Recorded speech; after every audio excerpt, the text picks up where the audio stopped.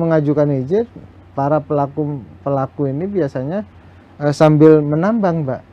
Jadi izinnya keluar, tambangnya sudah selesai. Oh, sambil jalan itu dari Sambil mereka ya. Oh, ya. oke. Makanya kejadian-kejadian seperti emang Itu kalau maksudnya tidak ilegal ya Pak ya, karena belum keluar kan izinnya. ya, tapi mereka kan alasannya sudah melakukan izin, padahal Sudah kan proses tergantung gitu. proses, kan tergantung pengawasan juga, Mbak. Ada yang sangat menarik, Mbak, di daerah Probolinggo yang kebetulan di pelabuhan ikan Mayangan itu, di ikan Mayangan ada tempat yang dikelola oleh kelompok, padahal asetnya itu punya provinsi. Nah, itu asetnya provinsi dijadikan tempat wisata kum-kum laut namanya. Kum-kum laut. Kum-kum. Jadi pendapatan baru melalui pendapatannya masing-masing. Yang jelas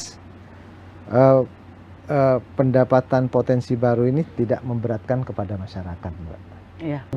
Jadi ekonomi bergerak kalau terkait dengan pariwisata. Langsung Merchandise ke juga masyarakat. banyak ya. Ya. Perlu menjadi perhatian. Apalagi di Jawa Timur sekarang ini lagi marak wisatawan dari luar negeri, Mbak.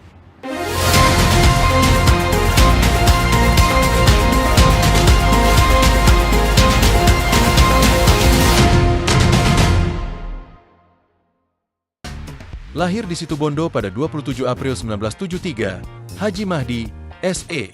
SH adalah sosok pemimpin yang menggabungkan pengalaman politik, dedikasi organisasi, dan latar belakang pendidikan yang kuat. Dikenal sebagai figur yang konsisten, berintegritas, dan dekat dengan masyarakat, ia telah membuktikan kiprahnya baik di parlemen maupun dalam kancah organisasi kemasyarakatan. Perjalanan akademik Mahdi dimulai dari kampung halamannya di Situbondo. SDN Dauhan 4 Situbondo, SMP Negeri 1 Situbondo, SMA Negeri 1 Probolinggo, STI Malangku Cecuara, Manajemen, Universitas Pancamarga, Fakultas Hukum. Haji Mahdi telah menorehkan jejak panjang di lembaga legislatif Kabupaten Probolinggo selama lebih dari 1 dekade. Wakil Ketua Komisi D, Wakil Ketua Komisi B, Wakil Ketua Komisi C.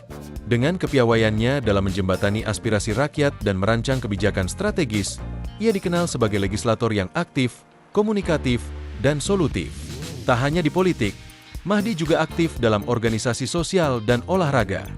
Ketua DPC Partai Persatuan Pembangunan, PPP, Kabupaten Probolinggo, Bendahara DPW PPP Jawa Timur, Ketua Federasi Arung Jeram Indonesia, FAJI, Kabupaten Probolinggo.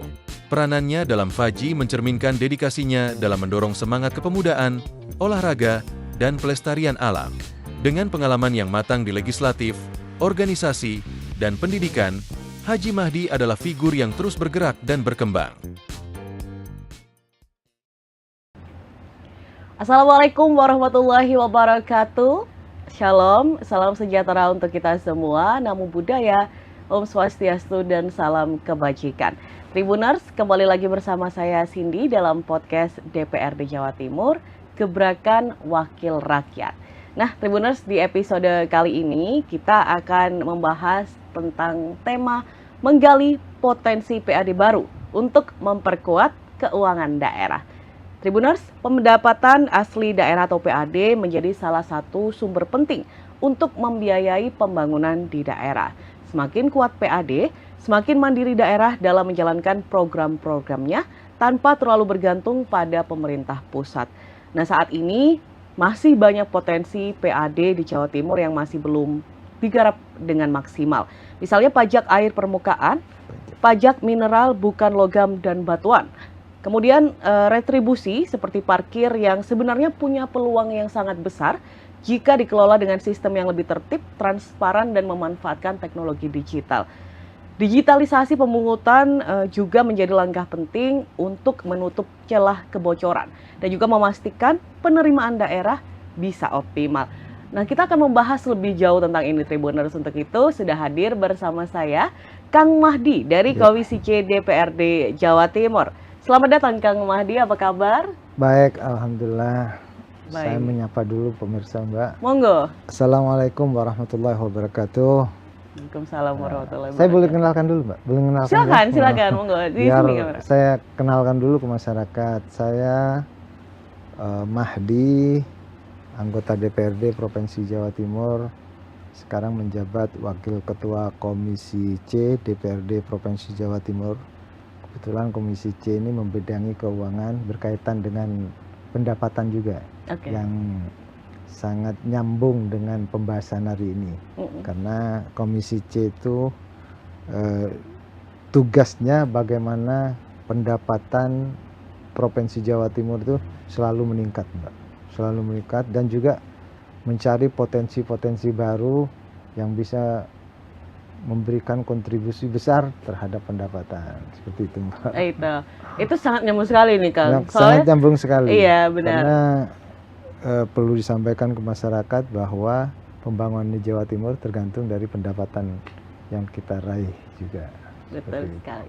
Baik, Kang Mahdi, ini tadi sudah sempat disinggung sama Kang Mahdi ya tentang potensi nih yang banyak sekali di Jawa Timur.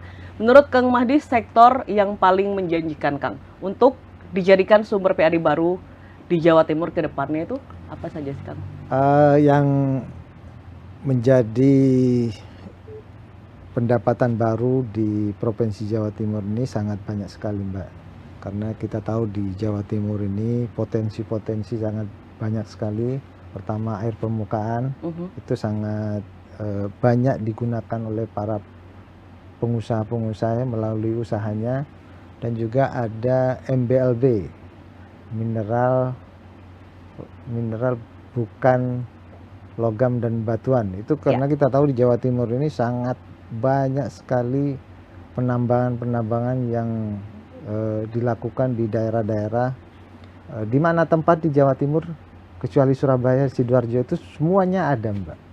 Cuman ini belum tertata betul, dan diantaranya terkait dengan MBLB ini terkait dengan perizinannya yang betul sulit, sehingga terjadi marak penambangan ilegal yang tidak bisa ditarik pajaknya, Mbak. Kalau sudah ilegal kan tidak mungkin bisa ditarik pajaknya, namanya juga ilegal karena kita tidak tahu, dan pengawasannya juga terkait dengan MBLB ini kurang signifikan betul.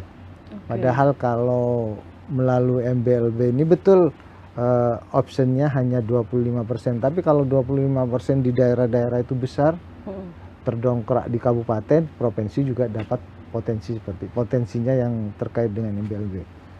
Memang banyak kejadian-kejadian terkait potensi MBLB ini, Mbak, seperti halnya perizinannya yang kemarin kita lagi pembahasan, perizinnya paling cepat itu sampai 12 bulan sampai 13 bulan.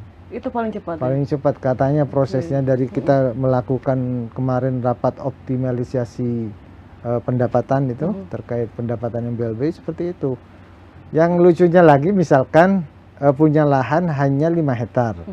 Pengerjaannya hanya butuh waktu mungkin 6 bulan atau 7 bulan. 5 hektar yang diizin, mereka sambil mengajukan izin, para pelaku ini biasanya sambil menambang, Mbak. Jadi izinnya keluar, tambangnya sudah selesai. Oh, sambil jalan itu dari mereka ya. Makanya kejadian-kejadian seperti kalau tidak ilegal ya, Pak ya, karena belum keluar kan izinnya. Ya, tapi mereka kan alasannya sudah melakukan izin, padahal sudah kan tergantung gitu, proses, kan tergantung pengawasan juga, Mbak.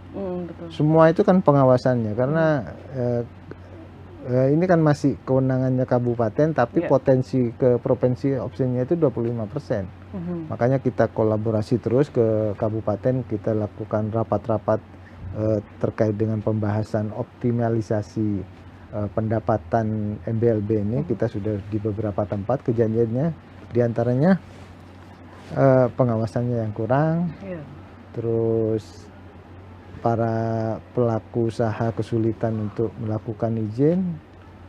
Memang ketentuannya seperti itu. Ke depan mudah-mudahan ada perbaikan terkait dengan perizinan ini, sehingga para penambang ini bisa melakukan kegiatan tapi juga betul-betul bisa memberikan kontribusi. Karena tambang ini kan, MBLB ini kan memang ada beberapa faktor yang harus kita tangani juga, Mbak.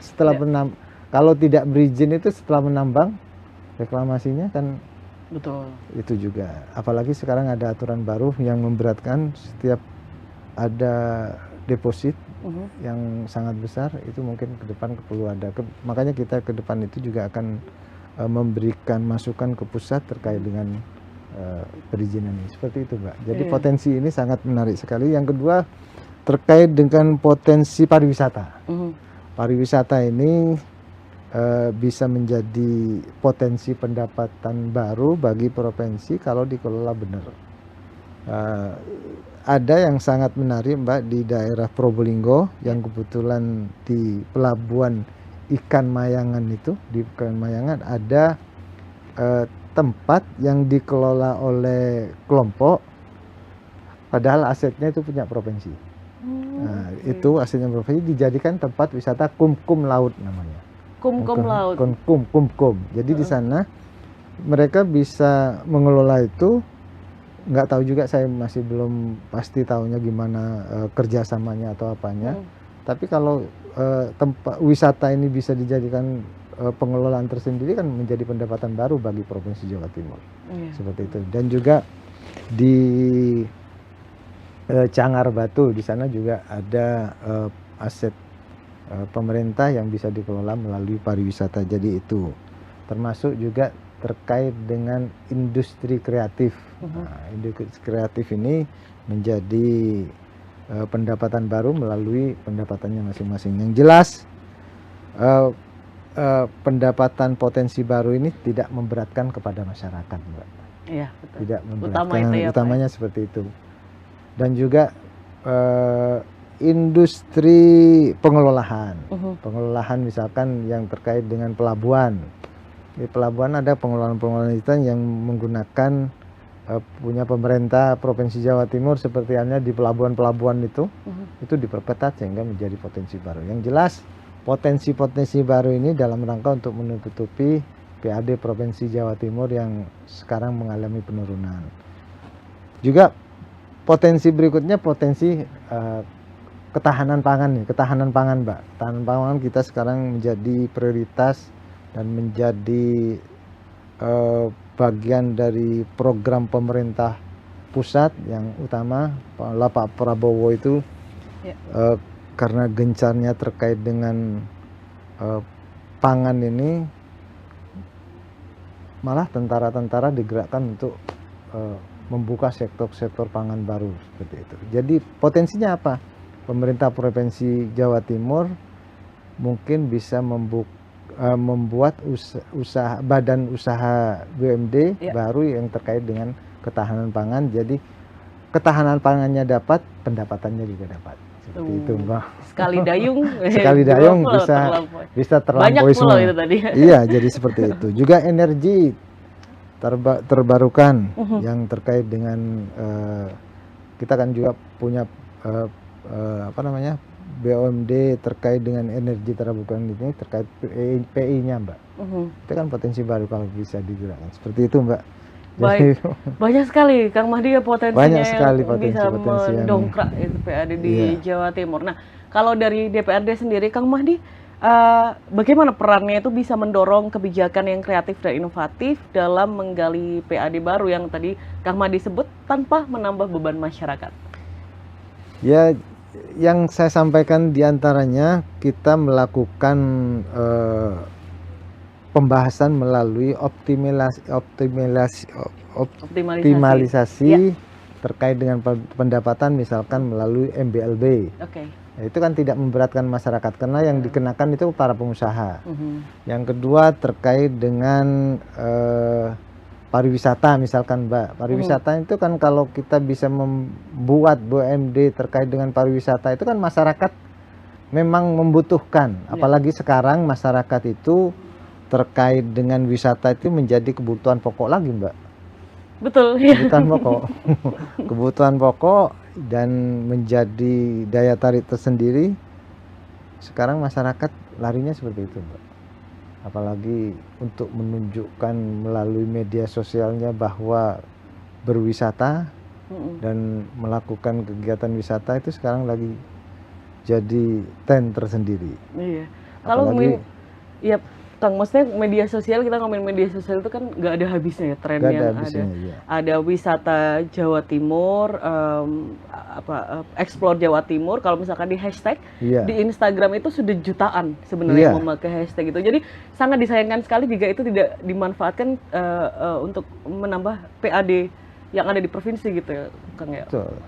Iya, jadi yang saya sampaikan tadi, BUMD, saya segera pemerintah provinsi itu membentuk BUMD pariwisata dalam rangka untuk memfasilitasi masyarakat untuk berwisata.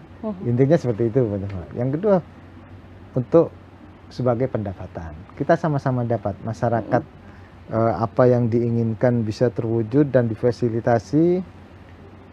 Kita sebagai pemerintah provinsi, bagian dari pemerintah provinsi yang membutuhkan pendapatan bisa terdapatkan juga seperti itu. Ekonomi warga sekitar juga sangat terbantukan. Kalau pariwisata itu dampaknya sangat langsung terhadap ekonomi, Mbak. Karena dengan misalkan seperti halnya di kebetulan daerah saya di Probolinggo, yang di Probolinggo itu banyak tempat wisatanya seperti halnya Bromo, Arum Jeram, dan juga snorkeling di Ketapang, itu dampaknya sangat bagus sekali. Di Bromo itu pergerakan ekonominya semuanya, Mbak. Mulai misalkan orang berwisata di Bromo itu mulai dari ojeknya, jeepnya, oleh-olehnya, homestay-nya, kamarnya, semuanya tergerak semua. Orang yang jualan, malah orang yang jualan di bawah itu juga di pasirnya juga banyak. Jadi ekonomi bergerak kalau terkait dengan pariwisata langsung ke masyarakat, ya. Seperti itu, Mbak. Jadi betul-betul wisata ini perlu menjadi perhatian. Apalagi di Jawa Timur sekarang ini lagi marak wisatawan dari luar negeri, Mbak. Terutama dari Singapura, dari Malaysia, dari Cina. Bromo, jadi yang jadi sasaran wisatawan dari Cina itu ada 3, Mbak, di Jawa Timur sekarang ini. Tupak Sewu, yang ada di Lumajang, Bromo, dan Ijen. Nah, sampai di daerah sana itu sebagian besar masyarakatnya sudah bisa berbahasa Inggris, karena dalam waktu 1,5 tahun ini memang wisatawan dari Cina banyak sekali, Mbak. Itu potensi-potensi seperti itu kan harus segera ditangkap biar pemerintah provinsi itu dapat juga. Iya. Itu saya sempat beberapa kali muncul di FYP saya, Pak, itu di sosial media saya yang wisatawan dari Cina itu banyak sekali mengejar sunrise-nya di Bromo. Terus itu viralnya Blue Fire yang ada di Ijen juga. Oh, di Ijen juga, ya. Mereka yang bikin mungkin warga masyarakat Indonesia ya, yang bikin hebohnya adalah mereka itu bisa naik dengan tidak memakai jaket tebal gitu, Pak. Jadi kayak sempet, ini kok mereka kuat-kuat banget, dingin gitu di sana, apa nggak dingin gitu. Kalau itu kan tergantung fisiknya masing-masing. Iya, mungkin sih. Karena sudah biasa di sana. Kalau di Indonesia kan tidak seperti di negara luar, Mbak. Kalau di negara luar kan memang ada musimnya seperti musim dingin, kan dinginnya lebih dari seperti Bromo mungkin. Jadi karena terbiasa, karena di Bromo itu kan masih 11, 10 seperti itu dianggap masih biasa-biasa saja. Biasa aja. Dan di sini dan penampilannya juga seperti mau ke pesta, ada kan? Iya, makanya yang kita itu sudah kayak kerukupan mau pakai syal apa enggak nih, yang turis-turis itu ya. Jadi itu menarik, Mbak. Jadi untuk betul. ditangkap potensinya seperti itu. Iya. Baik, kemudian dari sektor ekonomi digital hingga logistik nih, seperti apa Kang Mahdi? Yang saya sampaikan tadi terkait dengan PAD itu juga bisa melalui ekonomi kreatif, Mbak. Ekonomi kreatif, pengembangan industri ekonomi kreatif ini juga berpengaruh pendapatannya juga, Mbak. Kan pasti ada pajaknya juga nanti kalau masyarakat seperti itu. Jadi sangat menarik sekali kalau bahas terkait dengan pendapatan ini, Mbak. Karena tidak ada ujungnya pendapatan ini, selalu berkembang. Karena tiap tahun itu kan selalu harus meningkatkan pendapatan. Jadi berkembang terus. dan memutar bagaimana sekiranya pendapatan itu terus bertambah seperti itu, Mbak. Iya, oke. Karena kalau misalkan saya yang pernah dengar itu ada di Malang, Kang. Itu eh, anak-anak muda yang super kreatif sekali itu sampai dikenal kalau nggak salah ya sampai di luar karya gamenya. Itu yang luar biasa sekali dan itu kan bisa juga berpengaruh kepada ekonomi sekitar juga gitu loh. Kalau Iya. misalkan ini betul-betul betul-betul apa ya disupport penuh gitu oleh pemerintahnya seperti itu. Baik, Kang, kemudian kita akan membahas tentang tadi sudah disebutkan potensi pariwisata begitu banyak, Bromo, Ijen, pantai. Kita punya banyak sekali pantai di Jawa Timur, gunung punya banyak sekali, wisata alam ya itu kan. Wisata buatan kan juga banyak yang ada di Jawa Timur yang penuh dengan potensi yang bisa menambah PAD Jawa Timur seperti itu ya, Kang ya. Sebenarnya banyak sekali, Mbak, potensi yang seperti halnya di Blitar itu kan punyanya aset Provinsi Jawa Timur yang bisa dimanfaatkan untuk menjadi tempat wisata, misalkan homestay, kan view-nya yang langsung ke laut yang sangat menarik itu. Itu di mana? Itu Di di Blitar? daerah Blitar itu. Juga di daerah Blitar itu. Yang lingkar selatan seperti itu. Oke, Itu pantai ya, laut. Pantai laut. Karena memang yang menjadi daya tarik untuk berwisata itu kan diantaranya laut, gunung. Kalau di Probolinggo ada namanya laut melalui snorkelingnya. Jadi nyelam sambil melihat ikan yang ada di bawah itu. Kalau di Banyuwangi juga ada di daerah Bangsering. Itu sangat menarik. Jadi terkait dengan pendapatan ini, Mbak, pendapatan yang langsung kepada pemerintah Provinsi Jawa Timur, ada juga terkait dengan dampak kepada masyarakat perekonomiannya. Jadi pendapatannya dapat, dampaknya juga dapat seperti itu, Mbak. Iya. Jadi sempat kita bahas di episode yang kita juga ya Kang Mahdi ya tentang infrastruktur yang ada di Jawa Timur juga yang semakin membaik dan juga meningkatkan keinginan dari wisatawan juga yang untuk berkunjung ke Jawa Timur. Itu juga sudah sangat membaik juga ya Kang Mahdi. Iya, karena infrastruktur itu bagian dari akses untuk menuju tempat wisata. Seperti halnya sekarang kalau menuju Bromo sudah cepat, Mbak. Jadi turun bandara langsung masuk tol, keluar ya hampir 2 jam. Kalau dulu masih lama-lama di jalan, sekarang para wisatawan sudah menikmati. Apalagi nanti kalau langsung aksesnya menuju Banyuwangi, tambah akan menjadi daya tarik tersendiri nanti. Karena Banyuwangi juga banyak sekali. Oh, kalau Banyuwangi potensi untuk wisata sangat banyak sekali. Dampak untuk PAD-nya mungkin ke provinsi tidak begitu signifikan, tapi dampak kepada perekonomian untuk masyarakatnya itu kan sangat signifikan sekali, seperti itu. Iya, baik Kang Mahdi. Kemudian yang Kang Mahdi ketahui di lapangan, Kang, kebocoran PAD ini masih beberapa kali terjadi. Nah, biasanya titik rawannya itu di mana, Kang? Dan langkah pengawasannya itu seperti apa?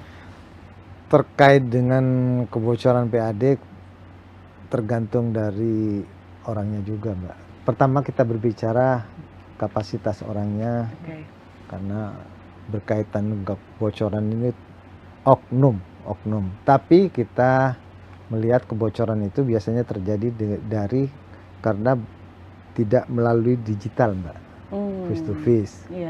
Misalkan kita pembayarannya melalui langsung kepada loket, itu masih biasanya ada nego-nego atau apapun. Tapi kalau melalui online kan sudah tidak bisa lagi sekarang. Fixed price ya soalnya. Iya, seperti itu langsung.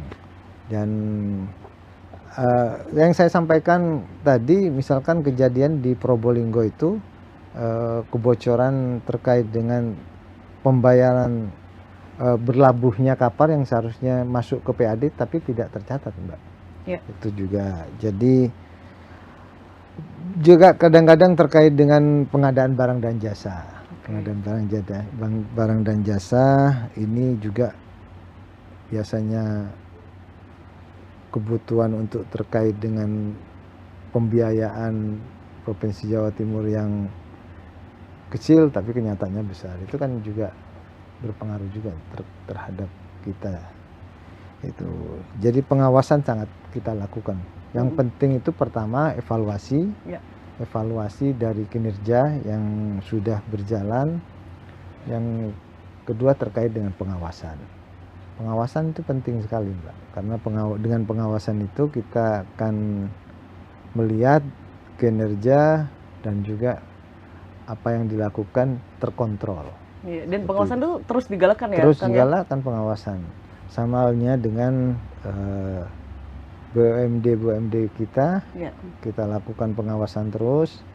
Jangan sampai terjadi kebocoran-kebocoran. BUMD kita yang paling menyolok terkait kebocorannya di sektor keuangan di Bank Jatim, Mbak. Karena baca berita mungkin terjadi fraud karena menyangkut terkait dengan masyarakat yang langsung mungkin ya. Jadi misalkan di Bank Jatim itu bagian dari yang menghasilkan juga kan. Bank Jatim itu kan BUMD yang menghasilkan pendapatan untuk Provinsi Jawa Timur. Tapi Bank Jatim itu ada kebocoran-kebocoran sangat banyak sekali, Mbak, pada tahun-tahun kemarin, dan kebocorannya terjadi di Jakarta kemarin. Mungkin dengan tahu juga kebocorannya sangat besar sekali, dan juga terjadi fraud terkait dengan J-Connect yang baru-baru ini sudah dalam proses hukum. Yang terakhir di Sumeneb terjadi fraud hampir 23 miliar, banyak. Makanya kita melakukan pengawasan bagaimana sekiranya yang menghasilkan PAD ini jangan sampai bocor. Kalau bocor itu akan mengurangi pendapatannya nanti, mengurangi PAD-nya. Bagian potensi berkurang pendapatannya. Kita mencari yang berpotensi-potensi baru, tapi kenyataannya yang lama-lama bocor, Mbak. Misalkan kita mencari mendapat hanya yang MBLB hanya dapat misalkan 3 miliar, tapi bocornya hampir 100 kan. Nah gitu. Jadi yang ada kita, potensi yang ada ini kita jaga, kita awasi bagaimana sekiranya potensi-potensi ini tidak bocor sehingga pendapatannya itu signifikan. Kita mencari potensi baru tapi potensi yang ada bocor kan. Jadi ibu yang ada dijaga, yang ada diawasin, ya Kang ya, dan juga memperlebar kemungkinan menambah potensi-potensi baru. Jadi jangan sampai ada potensi baru tapi potensi yang sudah ada itu bocor. Itu lebih ke PU. Di Bank Jatim itu tahun kemarin hampir setengah triliun, Mbak, bocorannya itu yang sudah yang menjadi ke ranah hukum. Jadi seperti itu. Kita hanya mencari titil-titilan tapi kenyataannya yang bocor besar. Iya, makanya. Seperti itu, Mbak, ya. Kang Wahdi, nah ini untuk memastikan kebijakan PAD baru ini, Kang. Bagaimana, Kang, caranya untuk memastikan kebijakan PAD baru ini tidak menghambat investasi ataupun membuat pelaku usaha merasa terbebani? Pertama, terkait dengan investasi itu kepastian hukum, Mbak. Kepastian hukum. Kepastian hukum itu memang menjadi prioritas para pelaku investasi. Misalkan terkait dengan pengurusan izinnya, pengurusan yang lain-lainnya. Karena kita tahu di sini itu pengurusan izin kadang-kadang tidak sesuai dengan yang di aturan, Mbak. Jadi kalau misalkan ya intinya nego-nego. Tapi kalau ada kepastian hukum bahwa pengurusan izin terkait ini 14 hari, itu investasi sangat menarik. Yang kedua terkait dengan keamanan juga. Keamanan itu penting karena bagaimanapun orang melakukan investasi di suatu daerah, terutama yang dilihat keamanannya dan tidak diganggu oleh para pelaku-pelaku, ya seperti itulah, oknum-oknum. Jadi seperti itu. Oke, jadi yang penting utama hukum ya, Kang ya. Hukum. Kepastian hukum. Kepastian hukum dan itu juga kan keamanan. Bagian dari utama. Kepastian hukum misalkan melakukan suatu hal yang sudah pasti, tidak misalkan terkait dengan air tanah, perizinannya seperti ini, itu dilakukan, jangan diganggu lagi. Itu namanya kepastian hukum, Mbak. Oke. Seperti Jadi supaya ada pegangannya itu ya Kang iya, ya bagi mereka ya. pegangannya. Dan kepastian itu juga terkait dengan jangan ada niku-niku lagi. Seperti itu. Baik, tadi itu dari pelaku usaha Kang. Nah kemudian ini dari masyarakatnya nih, terutama pelaku UMKM Kang. Itu bagaimana sih Kang memastikan peningkatan PAD ini tidak memberatkan masyarakat kecil ataupun terutama para pelaku UMKM Kang? Tidak membebani pajak kepada pelaku usaha kecil yang besar. Kemarin sempat rame-rame yang ada pajak sampai berapa persen itu, Pak. Kan Iya, itu. sempat Jangan rame. seperti jadi pelaku usaha diberikan prioritas terkait dengan pajaknya sehingga perekonomiannya tumbuh. Apa yang disampaikan Menteri Keuangan sekarang, kita tidak akan membebani pajak sebelum perekonomian tumbuh dengan signifikan. Kalau sudah pertumbuhan ekonomi betul-betul tumbuh dan signifikan, otomatis pajak akan naik seperti itu kan. Jadi tidak membebani pajak terhadap pelaku usaha kecil, karena pelaku usaha kecil itu kan bagian dari penggerak ekonomi yang ada di bawah, Mbak. Betul. Penggerak ekonomi yang ada di bawah sangat membantu sekali. Contoh saja waktu di zaman Covid yang masih bertahan kan pelaku usaha kecil yang di rumah-rumahan itu, yang saling tukar ditukar seperti itu. Jadi itu perlu dijaga dan jangan dibebani terkait dengan terutama pajaknya, Mbak, seperti itu. Jadi memang dipastikan usahanya mereka secure dulu, Iya. baru kemudian bisa ditarik pajak yang dipastikan mereka mampu. Mampu. Ya Kang ya. Ya, otomatis kalau mereka sudah tumbuh ekonominya dan usahanya jalan, pasti mereka akan lebih memperhatikan kewajibannya. Seperti itu. Iya. Baik, Kang Mahdi, selanjutnya Kang Mahdi. Menurut Kang Mahdi nih kita kembali membahas tentang sumber pendapatan yang selama ini belum dimanfaatkan atau masih berjalan kurang optimal. Menurut Kang Mahdi, sepengalaman Kang Mahdi itu dari segi apa? Karena ketidakseriusan para pemangkunya untuk mencari PAD baru. Misalkan yang kita bahas sebelum-sebelumnya terkait dengan aset itu kan kalau dimanfaatkan betul dan menjadi sumber pendapatan baru kan menjadi signifikan pendapatan kita, Mbak, seperti itu. Lebih serius gitu Lebih ya Kang serius ya lagi. pesannya. Baik, dan ini terakhir Kang Mahdi mungkin ada pesan dari Kang Mahdi nih untuk pihak-pihak ya yang bisa melancarkan peningkatan PAD yang ada di Jawa Timur tapi juga tidak menjadikan beban kepada masyarakat kita sendiri. Monggo silakan Kang. Jadi kita berusaha untuk mencari pendapatan baru melalui sektor-sektor yang ada dan tidak membebani masyarakat, tapi tidak mengabaikan usaha-usaha yang sudah lama sehingga terjadi kebocoran. Kita cari usaha pendapatan baru tapi yang lama terabaikan sehingga kita dapat yang baru tapi yang lama bocor, itu tidak baik juga. Jadi sama-sama jalan, sama-sama dilakukan sehingga pendapatan kita meningkat dan nyaman, seperti itu, Mbak.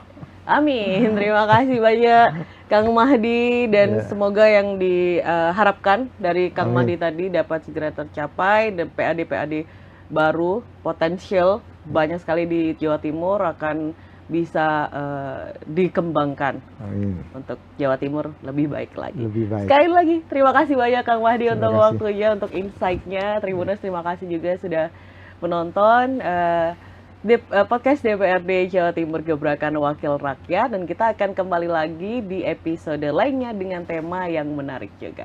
Saya Cindy beserta tim Tribun Jatim Network pamit undur diri. Terima kasih. Wassalamualaikum warahmatullahi wabarakatuh. Waalaikumsalam warahmatullahi wabarakatuh.